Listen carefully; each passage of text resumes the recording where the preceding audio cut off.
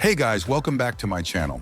Today I'm going to show you step by step how to properly clean the print heads of an Epson printer model L3251. The first thing you're going to do is press the triangle button.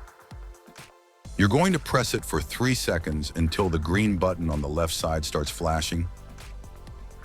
This will cause our printer to start performing the entire cleaning process. So we're going to let our printer perform this entire function without interrupting it.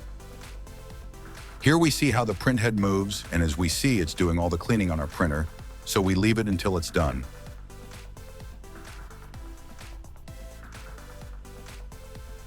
When the green button stops, we're going to turn off our printer by pressing it once.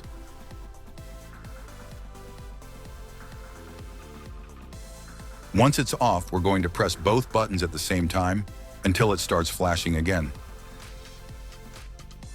What will this process do?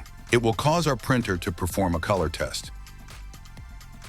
This way, we can see if the cleaning was actually done correctly. In this case, everything went well. If the colors didn't come out right, you'll have to repeat the process again. So guys, I hope I've helped you, and as always, I invite you to subscribe. See you soon, bye-bye.